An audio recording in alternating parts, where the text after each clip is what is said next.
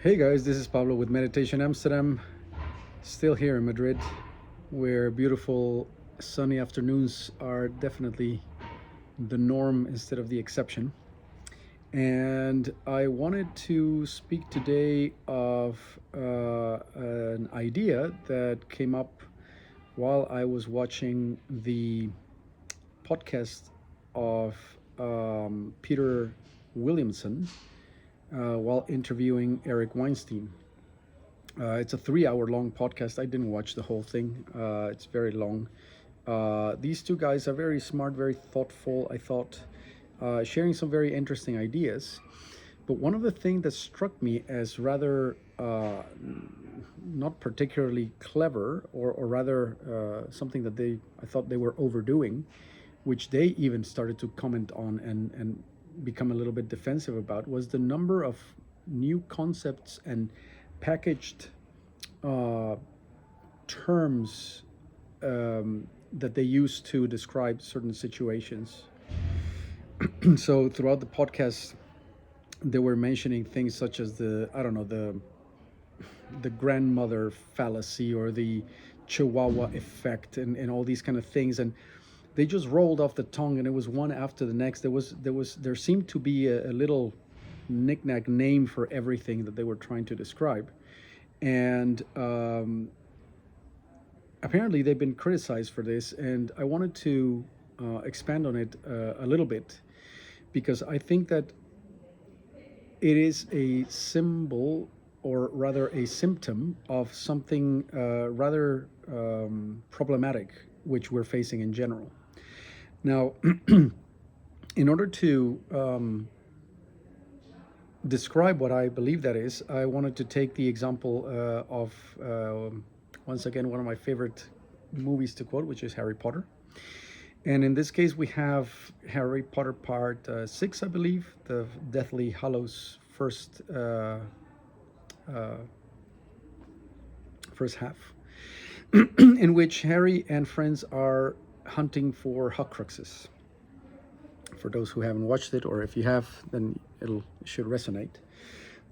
They're hunting for these artifacts, these evil artifacts, and one of them is hidden in Bellatrix Lestrange's vault at Gringotts.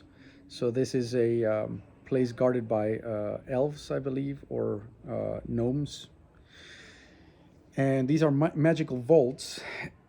So they enter this vault, and it's full of precious objects, mostly made of gold. And as one of them knocks off some little gold bracelet or something, it hits the ground and it starts to vibrate.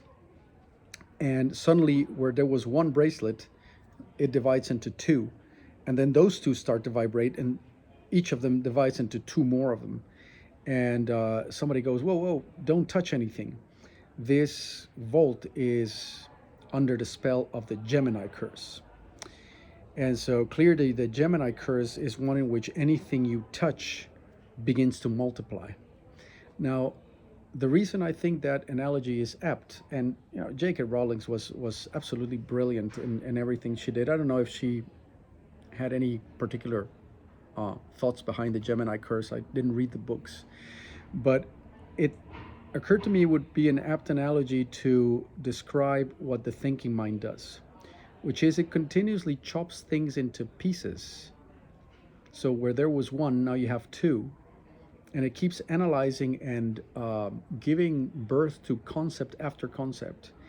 And once you have enough concepts out there, then they become bundled in a bigger concept, which creates a kind of layer of abstraction. So whilst a concept can be a direct pointer towards a piece of perceptual reality, even though it already split that little piece off from the whole, it's still a direct pointer. But when you start bundling concepts and creating a kind of nickname for them, then you've created yet another level of abstraction so that you can deal with a bundle of concepts that sit underneath. Now, that trick is very, very handy, and I'll concede that much to Weinstein and Williamson in saying that in an ever increasing uh, complex reality, or rather, in a reality which is of ever increasing complexity, you need these bundles of abstraction to keep track of what's happening. Um, but there is a major trap behind this, which is that with every layer of abstraction you add, though you may think that you're wrapping your head around what's going on, you are one layer further removed from its perceptual, direct, tangible reality. Which is why things like crypto and NFTs tend to confuse the hell out of most people, even though, and so there'll be a handful of people who really understand the underlying layers. But for most of us, we give it a name, we give it a short tag description, and we kid ourselves in believing that we understand what these things are about. Hence, most people losing a bunch of money here, or making wrong decisions because you're too many layers removed from tangible reality. So now the entire endeavor behind self cultivation is one in which we come to realize that to try to encapsulate the richness of reality with the thinking mind is a losing game.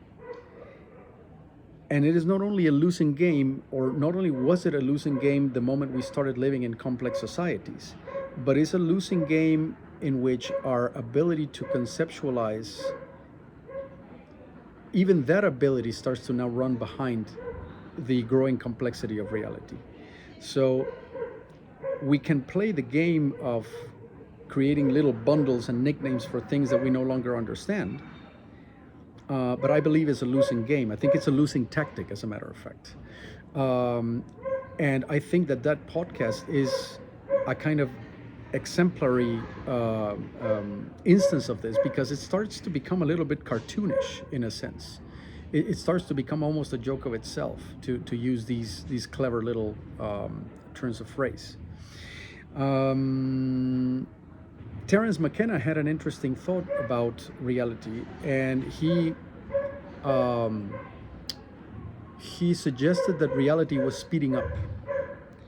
And what he meant by that was that the amount of change and information that we were confronted with was had a kind of hockey stick shape, and that we were getting to the point where things would accelerate to a point where mind could literally just not keep up with them anymore, because it was is reaching an almost infinite rate of vibration in which everything is happening very, very fast. The rate of change at which things are progressing now, we can all relate, is has an escape velocity that has us sort of throwing up our hands up in the air and going, I just don't know what's going to happen next. Um, I we stopped listening to futurists, as a matter of fact. They used to be these people who dreamed what things would be like and stuff like that. But nowadays, people can't even guess what tomorrow is going to bring. So I think McKenna had, he was onto something there. Now, part of the endeavor of this channel and the endeavor of self cultivation is to give primacy to something that is far more reliable and far more capable, which is our capacity for direct perception. So rather than trying to conceptualize in ever bigger and more abstract bundles, what self realization is about in a big way is to give once again primary trust to our direct sensory perception of things, to be living in direct contact with direct perception. Now, in my previous video, I was explaining how living in direct perception is something that the ego doesn't want to do, and that it feels incredibly invasive. So actually, our propensity is to not do that and to always run to the head and conceptualize.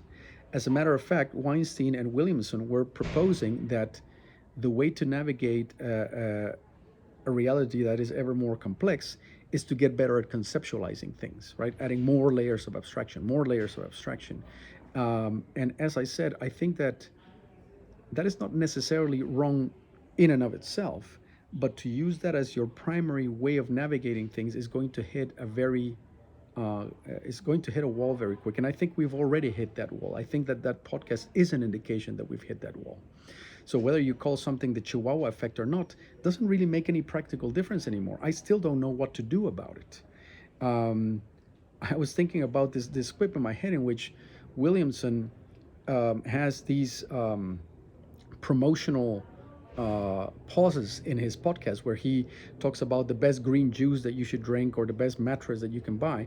And I thought that that was advice that was far more direct, practical, and which can have a more direct impact in my life than anything about the Chihuahua effect could ever bring. So now I don't really, I say that tongue in cheek. I think the guy is very smart. He's very sincere and he's very thoughtful as well, as is Weinstein.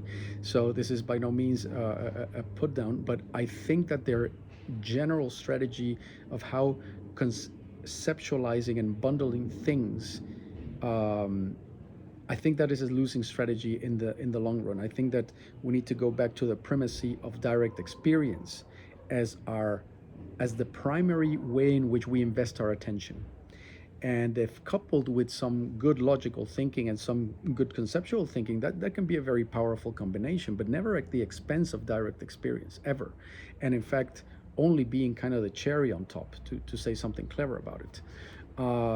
The temptation is definitely there. I've fallen into it myself a couple of times. If you've seen some of these videos in the past, um, to be able to say something like a clever little phrase about something is very tempting. For example, I've used the phrase fortune cookie wisdom, right? Whenever I refer to this phenomenon of people using very deep Vedanta wisdom, but using it in a very banal way that shows that they don't really get it, that they're just sort of, quoting it in a very kind of clever type of way. Um, I think that if conceptual bundles or um,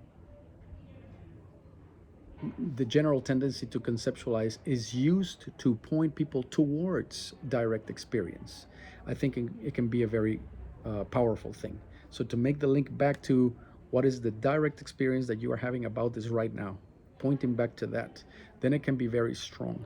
I think that if it creates further layers of abstraction away from direct experience, then it can give you the impression that you have a grip on things, when in reality you are dealing now with the idea of an idea of an idea, and whatever's happening on the ground has less of a chance to make a direct impression of you, so that you can make a gut feel intuitive judgment call, which can take many more aspects into account than the linearity and the narrowness of your thinking mind. So food for thought, I would say. And as usual, I'm very curious what you guys make of the topic, so do share it in the comment section. And as always, if you think that these talks can be beneficial to others, then your liking, sharing, and subscribing makes the channel far more visible out there and is very motivating to me.